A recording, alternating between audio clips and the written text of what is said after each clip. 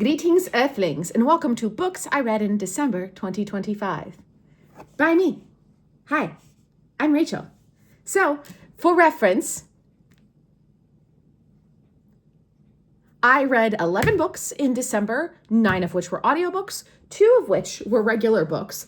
As for the reason why I read so many audiobooks, well, I was busy crocheting everybody in their mother's Christmas presents. So audiobooks were the better option for the month. Out of all of those audiobooks and physical books, all 11 of them, based on my Storygraph statistics, were considered fantasy books, 10 of which were considered romance books. So I believe the one that they don't consider a romance book was A Rather Vengeful Accord, and that is primarily because it is a slow burn. So we'll get more into that book in a moment, but I also want to add 2 more statistics here. So all of them, it took me 6 days on average to finish them all. The reason for that was A Rather Vengeful Accord took me a while to get through because I didn't have time to sit down and physically read. Otherwise, this would have been much shorter. And my average rating was 4.32 stars. So the 2 physical books that I read were Callie Hart Brimstone and A Rather Vengeful Accord. So I finished Quicksilver in the month of November. So I went straight into Brimstone in the beginning of December. And I will say I did really enjoy that book. It had a lot of twists and turns in it. It was actually, I believe I think it was a 4.5 star for the month. No, was it? I'll double check. But I think this might have been my 5-star for the month. A Rather Vengeful Accord got a 4.5 for me. This is more of a dark fantasy novel. The magic system is really interesting. They don't go into full depth on it, and I will tell you it's actually a bit of a slow start. Once you get into it, though, it is really good, and I couldn't put it down. It was only like 300, 400 pages, so it only took me about a day and a half to read once I got into it. Callie Hart Brimstone is a bit longer, so it is about 600 pages, so it did take a little while.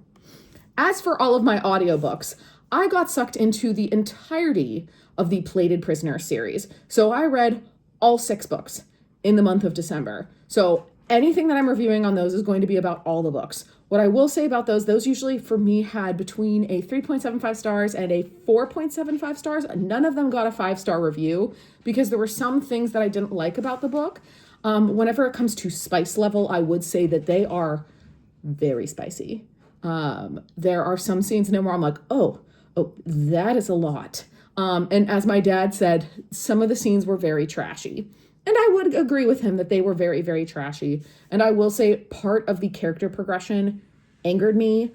Miss Oren couldn't catch a break, and basically like everything on the planet went wrong with her.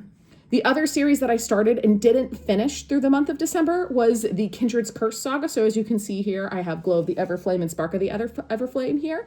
I did not finish the 3rd one. You'll see this one in my January month because I did finish the 3rd one on January 1st. So I did greatly enjoy both those books. Whenever I finished one, I had to go right into the next. I will say Pencole is very, very good at a cliffhanger. As for Shield of Sparrows, I cannot wait for the 2nd one for that. That one did not get a 5-star. I got 4.5 stars from me, not a full 5. I wasn't completely blown away, but I did enjoy the book. I recommend it if you want a book that's going to keep you guessing. So it was good. It was really interesting. They did leave a cliffhanger at the end, and I'm waiting to see how they explain that in the next one.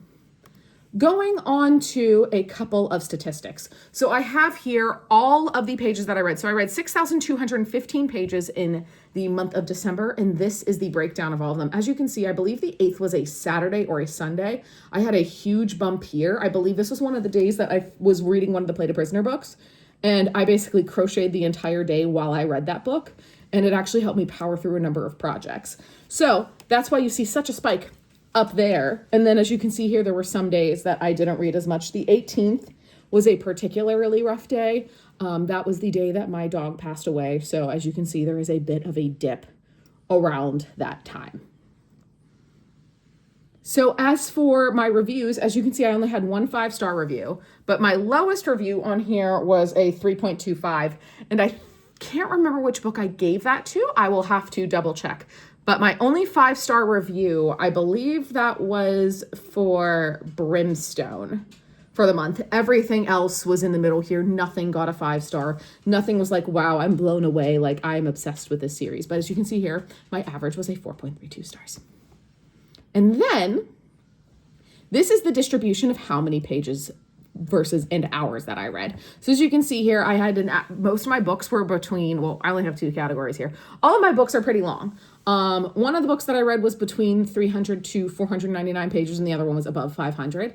As for my audiobooks, all of them, almost all of them, were a bit longer, as you can see, because of the fact that I was going through the entirety of series, and usually at the beginning of series the book is a bit shorter. As you get more invested in it, they add more pages, because I think like the first one in the Play the Prisoner saga is like 400 pages. By the time you get to the last one, it's like 800.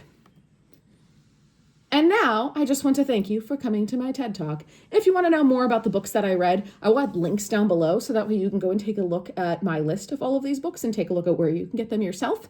And otherwise, I look forward to talking to you during my book review next month. Goodbye. Goodbye. Goodbye.